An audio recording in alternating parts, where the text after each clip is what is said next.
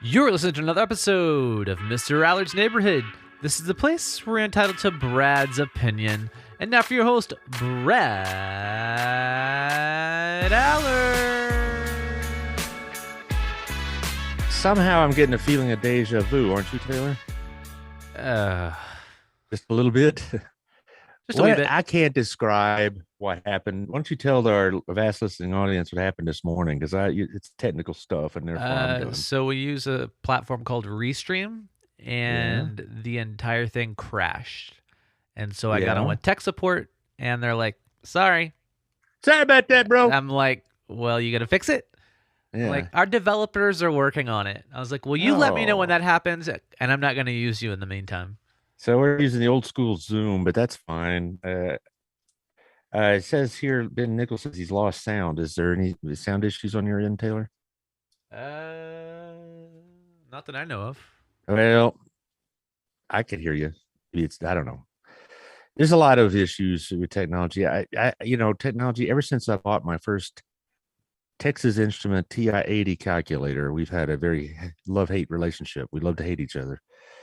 Technology is just it's a beating. But anyway, today I'm going to talk about Joe Biden's energy policy, which is another beating for that matter. And also, I'm going to talk about the laptop issue, not so much what's on it about Hunter Biden and all that on. There's some of that, but a lot of it is about the media's response to it. Like, oh my stars, you mean Hunter Biden might be involved in something that's not appropriate? I can't believe it. It's like they had this 2 year delay in having it actually figure out what's going on, and it doesn't mean a lot. Means, but it's crazy. It's crazy, I tell you. Also, probably going to be at the end, I want to talk a little about Ukraine because I saw some stuff on the news last night, which just heartbreaking and devastating. And anybody that thinks that the Russians are people we can deal with honestly, I think are badly mistaken. And what you're seeing, it's almost like a rerun of history. What you're seeing in Eastern Ukraine is what happened to Eastern Europe as the Red Army was marching through it in 1945. Just exactly the same thing. It's like a sad, terrible history lesson in real time. But after on that cheery note, let's talk about the sponsors. How about that? Huh? CrossFit Burleson, thank you, Daniel, for hanging in there with us all this time at 317 Southwest Wilshire. Check out the webpage. Check out the plans, the programs, the training.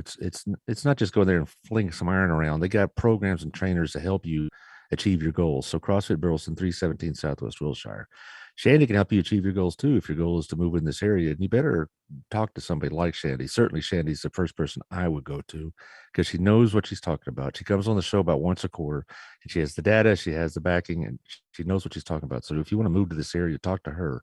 A lot of these homes are being sold before they're even listed, so you need to have somebody on the inside. So talk to Shandy, and she can help you out.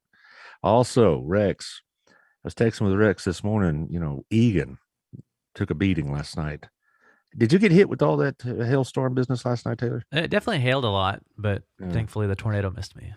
Yeah, it went south of us, but it hit Egan on Yeah. its path and it tore up a bunch of stuff. Now, fortunately for X's home is okay, but unfortunately, a couple of his larger trees were uprooted, and so it's just sad. So anyway, but he's still on the job, dadgummit. Russell Wealth Group, myfinancialbox.com. Hit the link. He'll come visit with you, have a little coffee, talk to you about your 401ks. Also, Kimmy Etheridge, OptaVia, 817-789-1622. Health maintenance, weight maintenance. It's not just lose weight, it's keep weight off, and several people in our networking group use her and they just swear by her. They get up every week and say, I've lost 6 pounds, I've lost 8 pounds, whatnot. It's not a beating of a diet like starvation diets can be. So talk to Kimmy if you're looking to lose a little weight and keep it off. Also, it's Mother's Day coming up, and Gayla's got the inventory for you over at Southern Gem. Find jewelry and gemstones on the third floor of the Windmiller Building. Um, she has a lot of expertise in this area. She can clean, she can design, she can fix, and she has inventory, and she's expanding. So business must be good. I tell her it pays to advertise on Mr. Allard's Neighborhood. So there you are. But anyway, she's a very sweet woman, and she can help you with whatever gifts. She also has like what I think is kind of a good idea. She has like a wish list that ladies could put together, and so when the husbands come stumbling in at the last minute, they got something to choose from for their beloved brides. Oh, Ben, I see what you said. Lost sound this morning. Yeah, well, we had all the sorts of problems, didn't we, buddy? So we're gonna hopefully have better this time. Also, lastly, for this round anyway, Michelle, I'm for you over at Hot Works. I was over there a couple weeks ago just to kind of see your operation, so I know what I'm talking about. And she has like a dozen different workout programs that can use, like Pilates, like aerobics, like Peloton, like rowing, all these things that get done in an infrared system, so you can really maximize your workout. And it's a secure environment. You know, you need a code to get in, or they'll let you in if you're, you know, if they're working that during the day, and so you don't have to worry about slobs wandering in. So it's a good thing. Anyway, let's talk about Joe Biden's energy policy or lack thereof. Here's what really bugs me is that I hate to be talking to, if that's the right English, like I'm stupid, like I'm 4 years old. And so Biden gets up there last week and starts talking about our energy problems as there's only two culprits, the energy companies and Vladimir Putin. Nobody has any idea about what's going on in this industry believes that. I don't think most Americans believe that. They had a poll last week, and by a 2-to-1 margin, they blame Biden's policies more than they blame Putin or the oil companies. And so, it really infuriates me when he gets up there and says things that are falsely or easily, it's a better way to put, easily denied. These falsehoods that he gave last week during his press conference were easily disproven.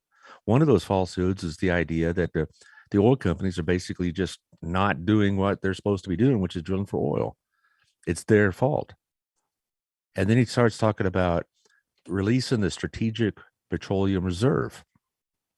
That's a wartime situation for our war, not theirs. We have the ability right now to overcome this situation in Ukraine in terms of our energy.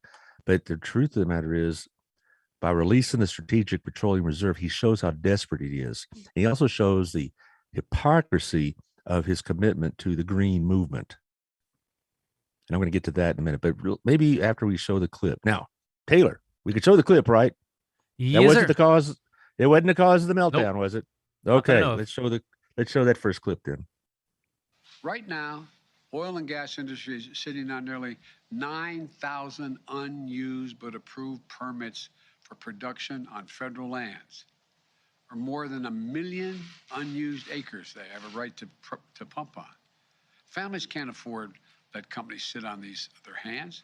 So, to help execute this first part of my plan, I'm calling for a use it or lose it policy. Congress should make companies pay fees on wells on federal leases they haven't used in years, and acres of public land they're hoarding without production. Companies that are already producing from these wells won't be affected, but those sitting on unused leases and idle wells will either have to start producing or pay the price for their inaction. Look, the action I'm calling for will make a real difference over time. But the truth is, it takes months, not days, for companies to increase production. That's why the next part of my plan is so important. Today, I'm authorizing the release of 1 million barrels per day for the next 6 months, over 180 million barrels from the Strategic Petroleum Reserve. This is a wartime bridge to increase oil supply until production ramps up later this year. And it is by far the largest release of our national reserve in our history. It will provide a historic amount of supply for a historic amount of time, a 6-month bridge to the fall. And we'll use the revenue from selling the oil now to restock the Strategic Petroleum Reserve when prices are lower. So we'll be ready. We'll be ready for future emergencies. Okay. Oh, a lot to unpack on that one. Let's go from the beginning. First of all, the use it or lose it policy is putting out there.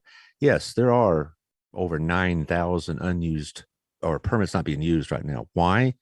Because the Biden administration has made it impossible for them to use them even at a break-even point. I was talking to a couple of friends that work in this industry, and they just rolled their eyes when I talked to them about this speech. And they said, it is impossible for these oil companies to profitably, or even, like I said, break-even point, drill on these lands because of the environmental and other regulations been placed on these leases. It is impossible for them to drill on them. So sure, here what happens is the government, the Biden administration will sell these leases and get the revenue, but then make it impossible for them to drill on it. It isn't like they're just these guys in the oil industry are sitting around not drilling. They would prefer to make money. Believe me, at the high oil prices over $100 a barrel, they would like to be taking part in that, but they can't because because the financial regulations and the environmental regulations have made it impossible. And so this use it or lose it policy. Well, first of all, if he enacts it by an executive order, it's going to be overturned by the Supreme Court, I'm pretty sure, because that in effect is a tax and only Congress can levy a tax. And he even said that during the speech, but that never holds him to anything. It won't pass Congress. It might pass the House because they're all whipped into line by Ms. Pelosi, but it'll never pass the Senate. And for that matter, Manchin over the weekend said he's that's a dead letter for him. So it's not going anywhere in the Senate at all. But I really was really upset when I heard about that use or lose it policy, or I don't know if upset's the word, but I was irritated because nobody that has any idea what's going on in the oil patch, so to speak, is unaware of the difficulties been placed upon the oil industry by Joe Biden. They spent all their campaign in the last year and a half calling the oil industry every evil thing except they could think of. They called him everything but a child of God. And so why would these oil companies want to go to bat to try to bail him out by operating at a loss? They're not going to. Furthermore, because of this policy that Biden's had, we're going to Iran, we're going to Venezuela. The Saudi Arabians, and this is no joke, I read this in the Post, do not return his phone calls. They have quit returning his phone calls. So what we have is the leader of a sovereign nation of Saudi Arabia, who is no real friend of ours anyway, but they won't even return our president's phone calls. Why? Because he has done everything he can to undermine their security with their conflict in Yemen, which we don't have a real stake in, but there you are. But also with his arrangements with Iran that he's about to impose upon us, and impose is the right word. And so the Saudis are like, we don't want anything to do with you. And so when he goes in there begging for them to increase their oil production, they just turn a deaf ear. They don't have anything to do with them. His proposed trip to Saudi Arabia is on hold right now. So the idea of getting OPEC to produce more, to me, goes to the second thing I was going to talk about, which is the hypocrisy of this whole approach to fossil fuels. He talks about the Green Revolution. He talks about the Green New Deal, and then he encourages mass production of oil. He goes to countries that have much less environmental standards than we do to get them to produce more oil. So whatever this global warming business is, and I do believe that's a legitimate thing. We could debate about the data, we could debate about the causes, but I do believe that there's a cause and effect relation here. So it's okay for them to cause global warming just as long as we're not causing global warming. It's okay for them to pollute their environments just as long as we don't pollute ours. And so he's trying to get the oil and gas prices down to try to encourage consumption and make it easier. Also, you got some states like California, by the way, this is a side note, want to give their citizens like an $800 or $400 per adult, to put it that way, kind of a rebate, if you will, just a check to help pay for oil and gas. So here you got California, which because of its size and its prominence in our economy, imposes a lot of green standards on the rest of the economy. They're basically encouraging mass consumption. Now, I don't get this, guys. I really don't. It's a hypocritical stance for them to say we want solar, we want renewables, we want wind, all this. Okay. And the truth of the matter is, I'm not opposed to pursuing those options, but they're not going to get me to the grocery store today. But just quit hammering us with the green options now when they're not going to help us now. Okay. Maybe 20 years from now, when we have developed the technologies to access more renewable sources, great. But right now, I got to get to the grocery store today. I got to get to my job today. I need to afford it today. And so Biden's taken this approach in complete opposition to everything he's ever done. What was the first act he did as president? The very first thing he did was he shut down the Keystone Pipeline. And so basically he made it impossible for Canada to access its oil. And so what they're doing now, rather than shipping it through the United States in a pipeline, which is environmentally more sound than using trucks and trains, which is what we're doing now, that pipeline was to ship it down to the Gulf Coast refineries and out to sea to other refineries. What they're doing now is they're arranging with China and shipping it west. So basically, because of our high-mindedness and because Joe Biden's complete and total capture by the Green part of his party, we are hamstrung in trying to deal with what's going on with this oil and gas prices. We have the ability to lower gas prices to increase supply, but like he said, the only thing he said in that speech that was really truthful, it's going to take a long time. You just don't ramp up from nothing. And the media is critical of the oil industry because they're taking profits, they're selling their inventory, they're buying back stock, and and the left is hammering them for that. Why are the oil companies going to do any favors to this administration after what they've been called and said and how they're destroying the planet? The last 2 years, they have been crucified in the media and by the Democrat Party as destroying this planet. And now, just destroy it with cheaper gas, if you would, please. That's what they're asking. If you're going to destroy the planet, at least bring the gas prices down. I'm reading from the wall. No, it's New York Times, actually. This one is. I got my material today from the Times, the Post, the Wall Street Journal, and an article from National Review, but primarily going to be drawn from these. Our prices are rising because of Putin's actions. That's a lie, Mr. President. The prices are already rising. They're already well past $3 a gallon before the business in Ukraine took off. That's not because of this idea of Putin causing our problems is a distraction from the bigger issue. And most Americans aren't buying it. Like I said, only 1 in 4, or less than that, 1 in 5, actually, according to the last poll, actually blame Putin for our problems. Nearly half blame Biden. So this idea of Putin causing our problems, it wouldn't be a problem for us if we were still energy self-sufficient, like we were 3 years ago. Okay. Now, the importation and the exportation of oil is a much more complex issue than just what's coming in and what's going out, because of different grades and refinery capacities and which refinery can do what. And so it's a whole separate issue that I'm not that well versed in. But the idea is we were energy self-sufficient, and now we're not. And the international oil price, so once again, has come to affect us like it did in the 70s. And he wants to blame Vladimir Putin on it, or the oil companies. All right. He goes on to say there isn't enough supply. And why is that, Mr. President? Okay. And the bottom line is, if we want lower gas prices, we need to have more oil supply right now. Really?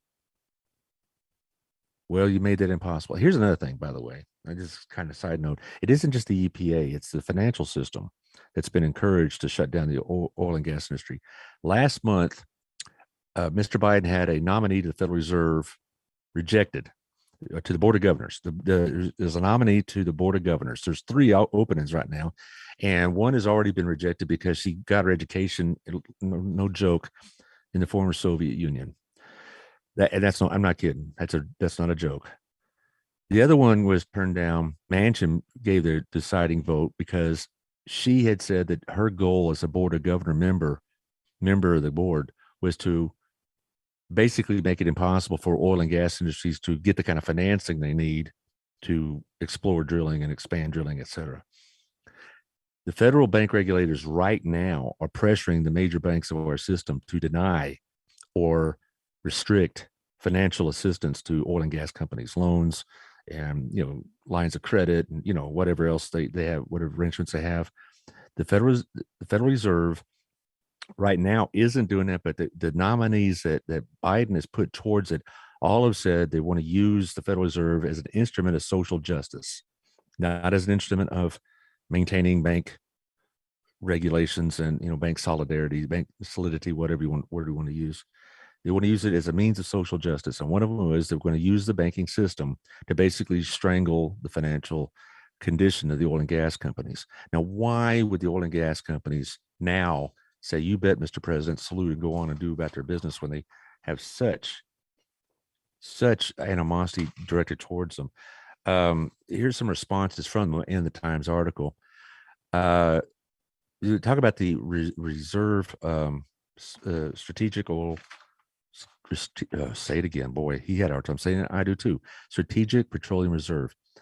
The problem with tapping the Strategic Petroleum Reserve is that it's very likely to have much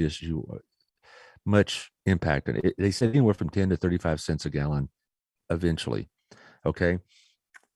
35 cents a gallon when you're talking about the type of gasoline and diesel use that maybe a trucking company or other shippers would use is not inconsequential, but it isn't anything like what they need.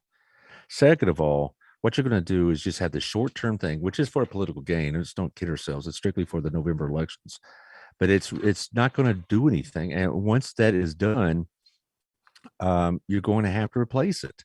And Biden's counting on cheaper oil prices 6 months from now to replace the oil in that strategic reserve. He has no way of knowing that.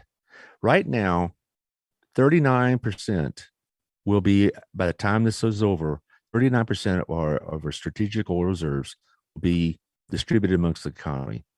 So we're going to go down nearly 40% in our capacity to withstand a situation like another oil embargo in the 1930s. Here's from a Texas oil company, Pioneer Natural Resources, one of their officers. It will lower the oil price a little and encourage more demand, but it's still a band-aid on a significant shortfall of supply. And he basically said it's not going to encourage any increased supply on the private side. It's not going to encourage this company, Pioneer Natural Resources, or any other major oil company in the state to expand their drilling. Why? Because it's a short-term thing, and they know it. And they also know that they're not going to relax those regulations. Here's the big thing. No oil producer is going to risk the millions of dollars it takes to make a producing field, knowing that at any time the EPA and or the financial regulators could shut them down. Okay, none of them are going to expand to that level because they don't want to risk that kind of money, only to have later in the Biden administration, who is proven to be completely untrustworthy in this area, could come and shut them down. So is this a popular move? Is everybody in the Democrat Party? No, some of the environmentalists are criticizing it. Here's somebody from the Environmental Defense Fund. Putting more oil on the market is not the solution to a problem, but the perpetuation of a problem. They want this period of time to be used as an opportunity to expand green energy. Well, okay, that's wonderful. But again, am I going to be able to get to the grocery store today on green energy?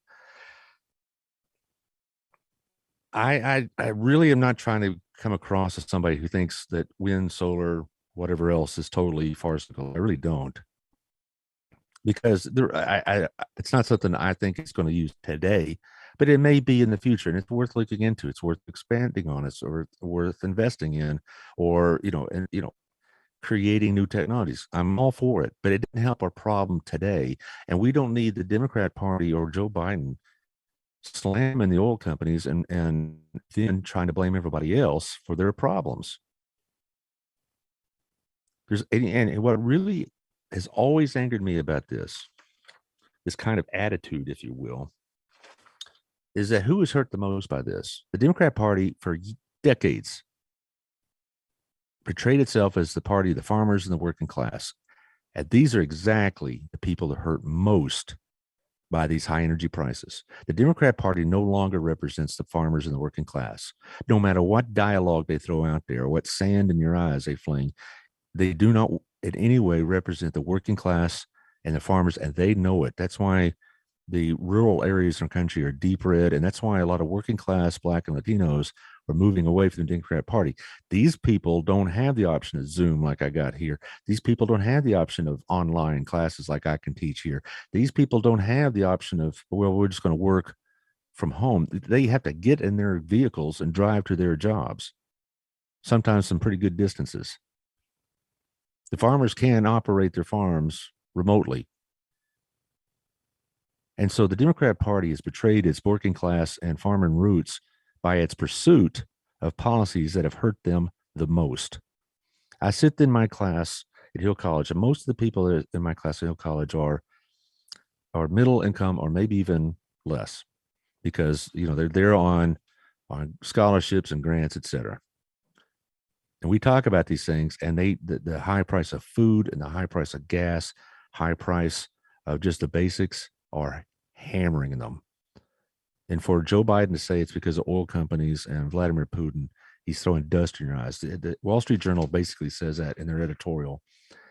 He says President Biden knows inflation and gasoline prices are killing Democrats in the polls. And he's scrambling to show how he's doing something about it, except he still won't do what he would really make a difference: take his foot off the neck of the U.S. oil and gas industry. And they go on to say this idea of releasing oil from the reserve is just nothing, because you're going to have to replace it and it's going to just push up demand. And so we're going to have prices rising again. Okay. And so it's not going to make any difference.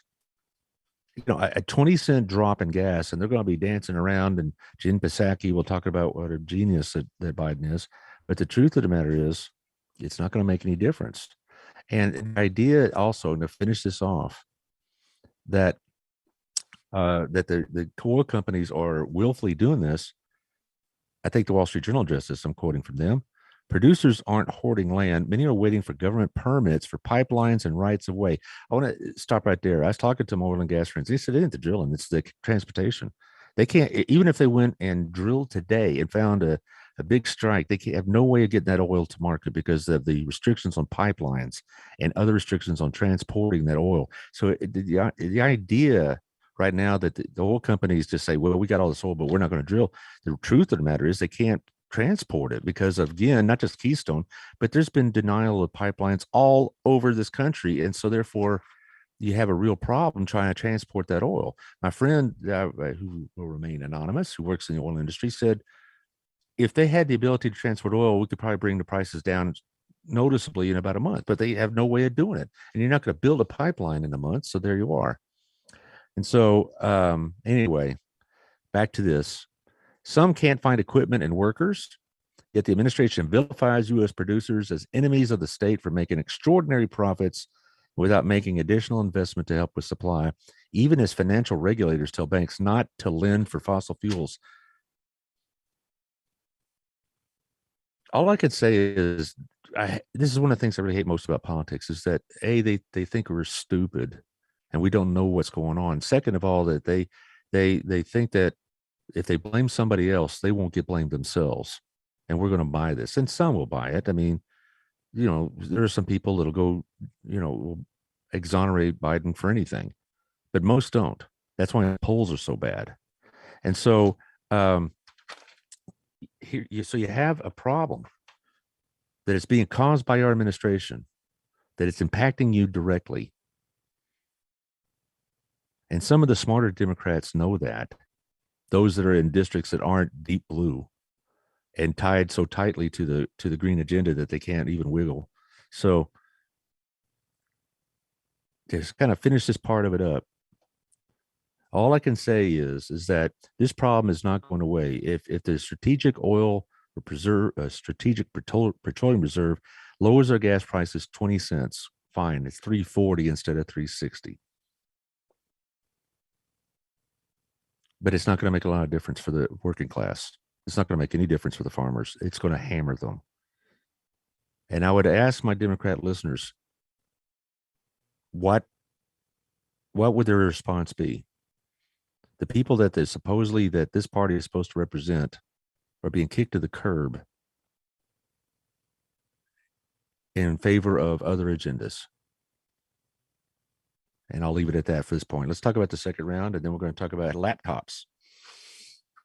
Okay. Okay. Thank you, Otto, at our place. We're going to have him on the show pretty soon. We're trying to work out a date. We were going to have some time next week, but we're still working it out. He just got back from Dubai. I want to hear all about it. So, but thank you, Otto, at our place. You can go there and get to a decent meal, decent time, good meal, a good time. What am I saying? It's a great place. And also want to talk about how running a business during the era of inflation.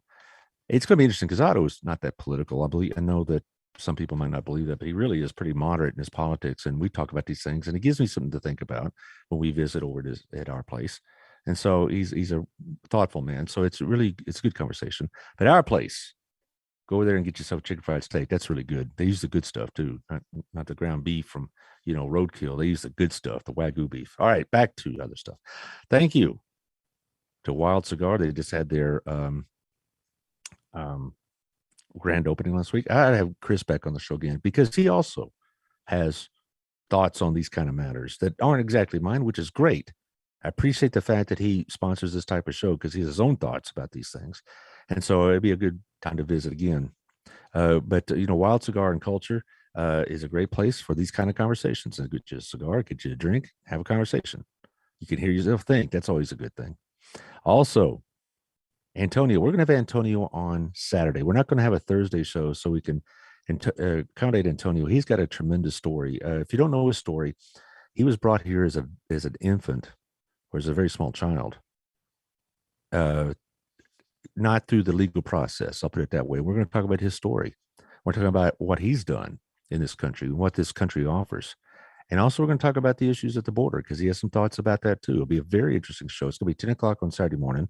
So you can catch it either then or at a later time, on YouTube and whatnot. So I'm looking forward to it. What he sells, what his service is, Proactive Payment Solutions is point of sales operations. So if you have a mobile business, you can, receive and give payments without having to use all cash or whatever else.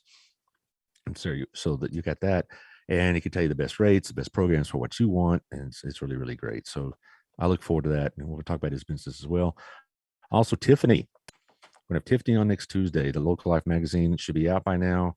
We're going to go over that. She may bring a guest, or she's trying to talk to one of her friends about that. I'm looking forward to that. I always enjoy her conversations because she's very knowledgeable what's going on. If you want to advertise in Burleson, the two best places to do it are here, just a modest plug, and Local Life magazine. And we advertise with each other because we know the value of it. So look, Local Life Magazine TX, or Local Life Magazine's at locallifetx.com, and you can see it online.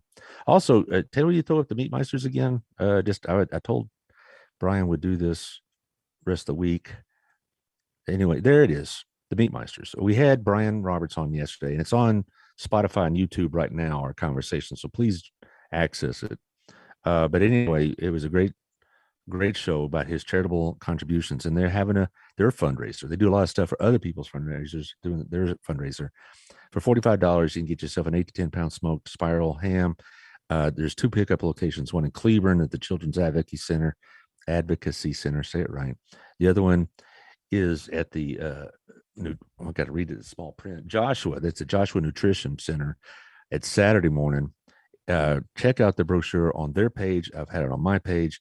But anyway, if you were looking for something for Easter, you need to order it by Monday, and you can pick it up the 16th or the 15th in Cleveland, the 15th, 16th in Joshua. Yeah, and that way you have in time for Easter supper, Easter lunch. If you want to donate, you just go and give them, some money for a ham, and they'll give it to a family in need. Or if you want to give it to a particular family, you can go and pay for it and have them directed, and they will contact that family and say, "Hey, we have a ham in your name. Come get it."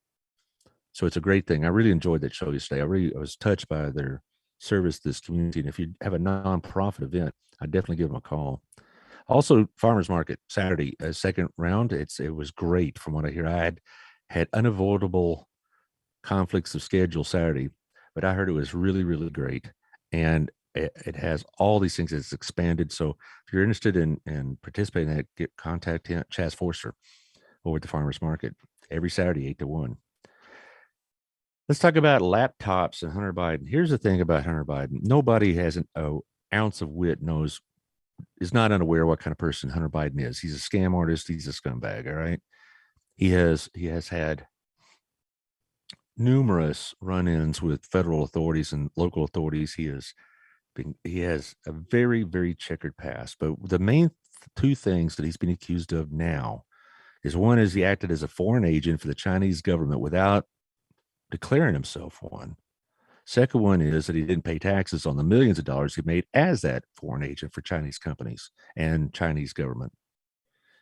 Anytime that you're advocating in the United States political system for a foreign concern, you have to register that as a foreign concern. And so the idea of having some lobbying firms, just some generic lobbying firm, advocate on behalf of a Chinese company with Washington in and of itself is not illegal, as long as everybody knows that's what they're doing and who they're doing it for. I mean, I like it, but that's the system. He just kept that to himself, and he was making millions of dollars with both Ukrainian and Chinese companies. Many of them in both countries, they were pretty sketchy. And he was making money as a foreign agent, so to speak. Not a spy, certainly, but as a foreign financial agent. And he wasn't reporting his income. And he wasn't reporting his conflict of interest. And then this I still don't understand. He took his laptop to get repaired and then forgot to pick it up. It's some Delaware repair shop. He didn't pick it up. The guy looks into it, sees all this government stuff in it. He calls the FBI, and they've been looking through it. Now, did this happen last week? Did this happen last month? No, it happened in 2020. And this is where I'm really upset. Why don't you run the video clip, and I'll take it from there after that.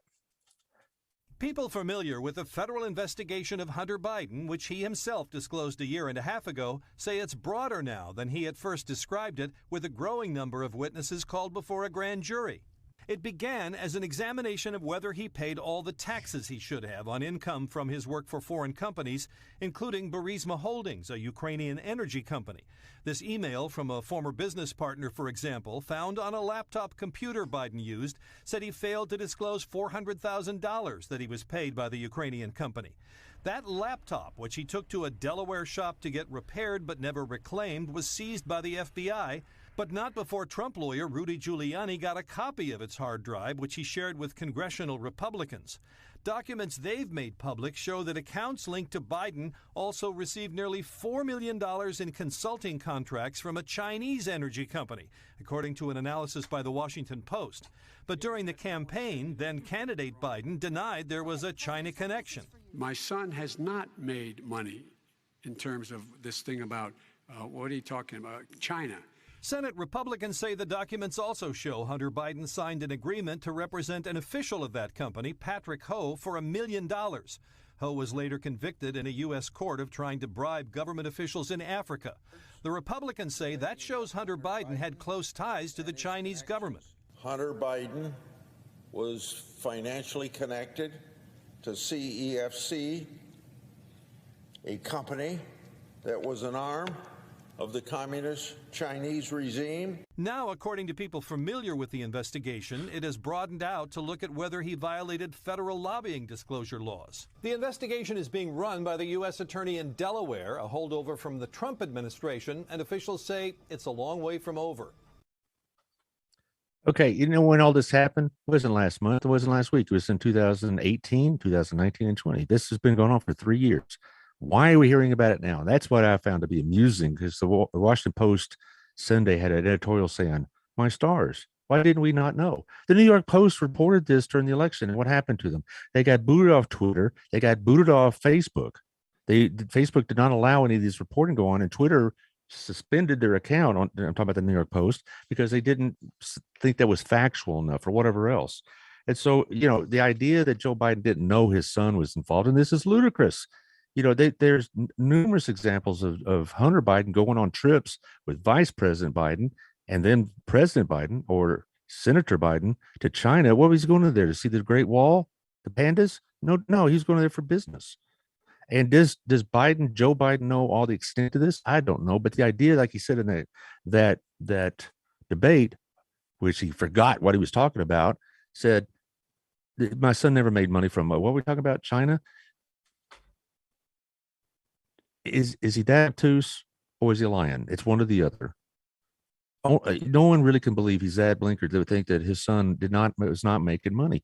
And what's happening is these emails that are coming out now show that there are references to Joe Biden. Now, right now, to be clear, there is no evidence that connects Joe Biden with any untoward financial transactions or anything like that. I want to even speculate on that. But I'm just saying what's happening is that this has been going on for 3 years, and it was reported finally during the campaign and completely crushed as an article, as some sort of story at all.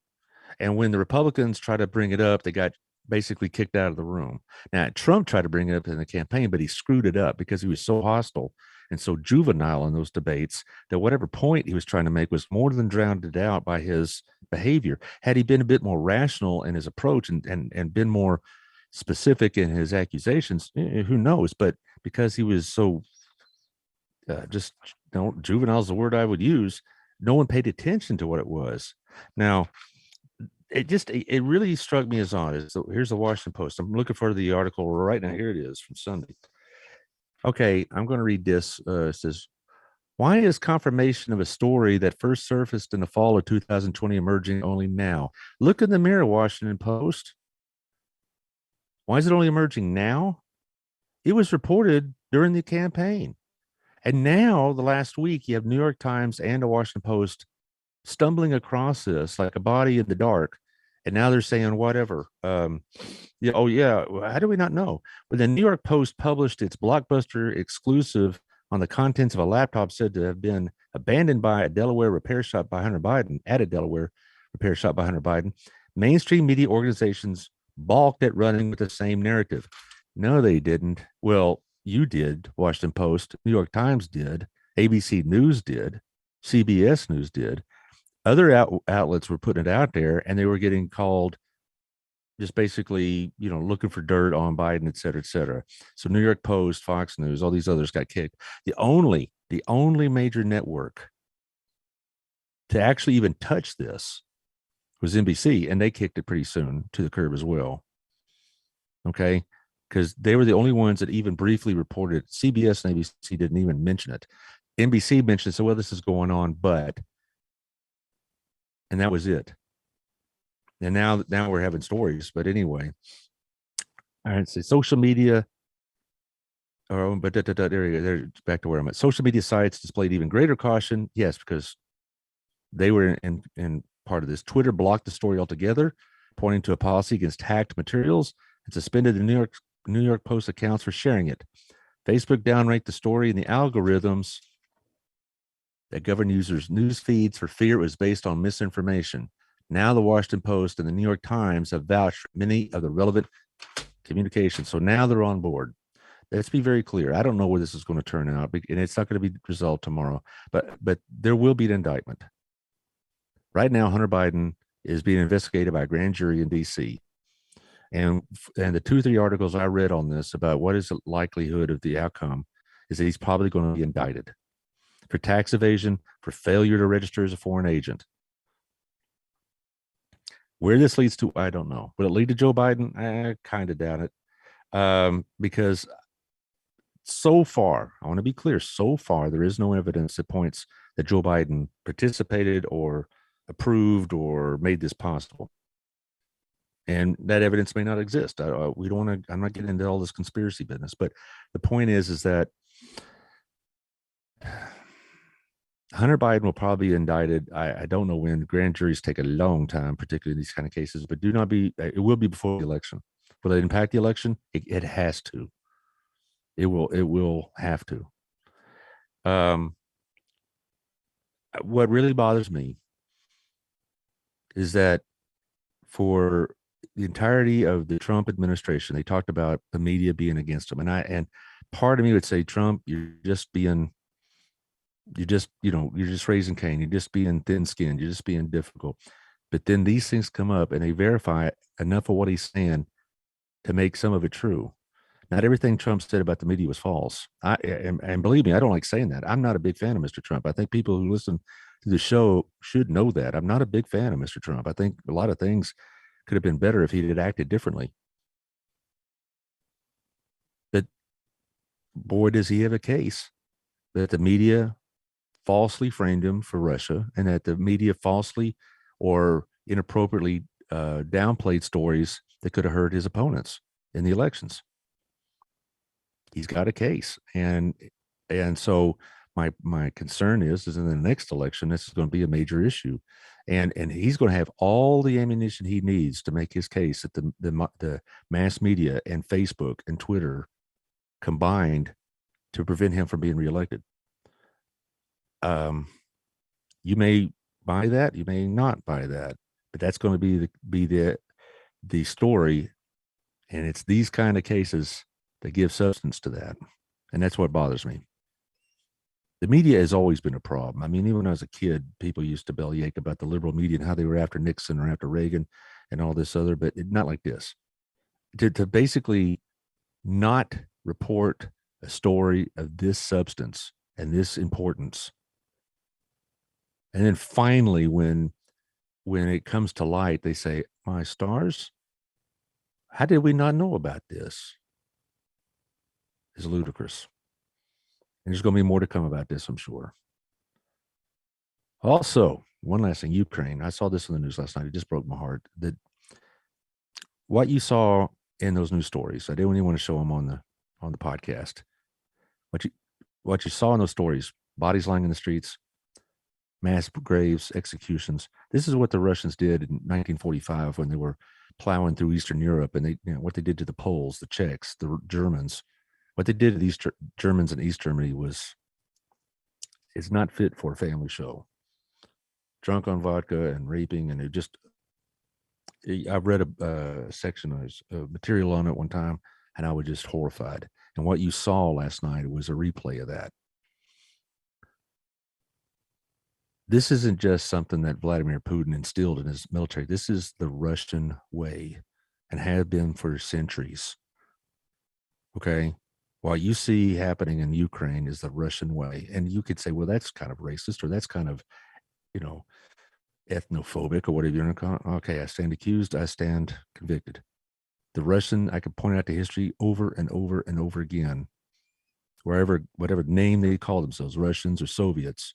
This is the Russian way. And the idea that we can do business with Vladimir Putin of any kind,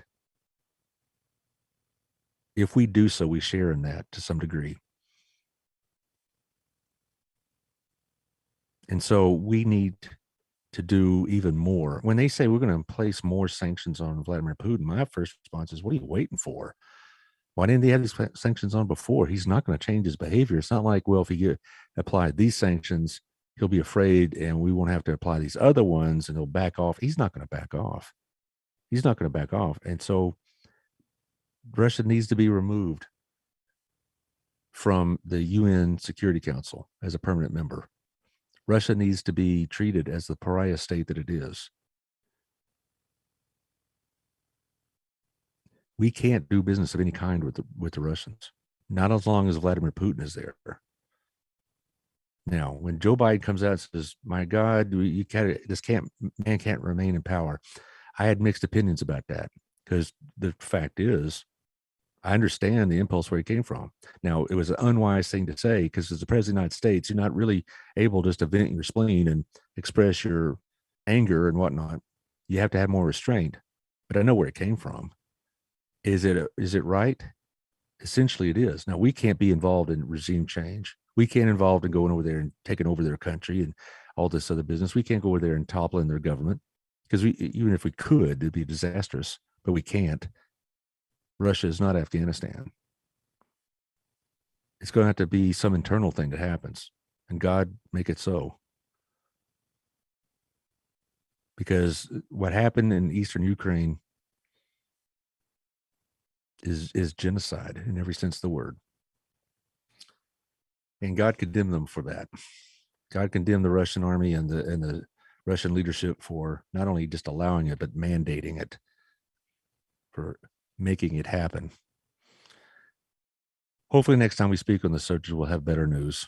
Who knows? Now, like I said, Saturday, we're going to talk to Antonio about his experiences, about his business, the point of sales operations. Monday, I may have more of the same here, because it's a fast-moving situation. I have Tiffany on next week. I'm going to have Otto on very soon. Also, in about a week and a half, I'm going to have Cindy Nolan on. She's the wife of Andy Nolan, who's running for Justice of the Peace here in District 3, or Precinct 3, rather. And she lives up the street. I'm going to ask her what's it like to be a wife of a police officer and a political candidate. So she'll be on as well on a Friday of next week.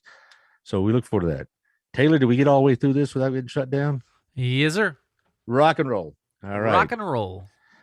Yeah, all right. So good for you. Good for us. This will be on YouTube very soon. It wasn't simulcast because of a different format we were using, but it'll be on very soon. Also, this will be on Apple and Spotify very soon. The Meat Meisters are already there. So listen, share, enjoy, etc. All right. Thank you for being flexible today, Taylor. It was a fun day, wasn't it? As always. It's always fun. It's a party. All right. And we'll see y'all Saturday. Been our sponsors? I guess I should. Since they hung into this long. Yeah. Thanks for reminding me. I was thinking, honestly, I was just kind of like talking about Ukraine, just kind of Yeah. messed me up. It really did. It just messes me up, but anyway, but the sponsors won't mess you up. So here you go. Thank you, Daniel CrossFit Burleson, 317 Southwest Wilshire. Hope you're doing well. Hope you and Amber, the kids, are doing well. Also, thank you, Shandy. Hope you and Ronald, the kids, are doing well as well. Also, if you're looking to move into the area, talk to her, because homes are hard to come by. They don't stay on the market very long at all. So talk to her if you're looking to move in this area. Rex, hope you can repair the damage quickly enough. But if you're looking to look for a 401k or somebody to advise you, Russell Wealth Group can do that. Hit myfinancialbox.com. Hit the link to his introductory video. You'll be good to go. Also, thank you to Kimmy. I'll see you tomorrow. Octavia, 817-789-1622. Looking forward to that. Health maintenance, health lifestyle. Also to Gala over at Southern Gym. So I'll see you tomorrow. Inventory, repairs, cleaning, the whole thing. Mother's Day is coming up. Ring for spring for mama. Whether you're married to one or have one, you need to give her some thought on Mother's Day. Also, thank you to Michelle Humphrey at Hotworks, a great place to work out with the infrared system that maximizes your workout, various different workout plans and programs. So you'll be good to go. Thank you, Michelle. Also, thank you to our place, of course. We'll be seeing Otto on the show about his Dubai trip within a week and a half or so, roughly. So we'll see what's going on. Also, thank you to Chris over at Wild Cigar and Culture. Hope you had a good day on Friday. Get yourself a cigar, get yourself a drink, get yourself a gift card. If you don't know, what Mama smokes, give her a gift card and she'll be glad to have it. Also, thank you to Antonio. I look forward to you on Saturday with Product Payment Solutions. Tiffany, I look forward to seeing you on Tuesday. The magazine should be in your mailbox by now, or it's on its way, certainly. Local Life TX is up, and you can get all sorts of great things there. And also remember Farmers Market. Also remember Meatmeisters. Okay. And so, but you need to get that ham ordered in by Monday, the 11th. All right. Thank you, Taylor, for being so flexible, and we'll see always. you Saturday. See ya.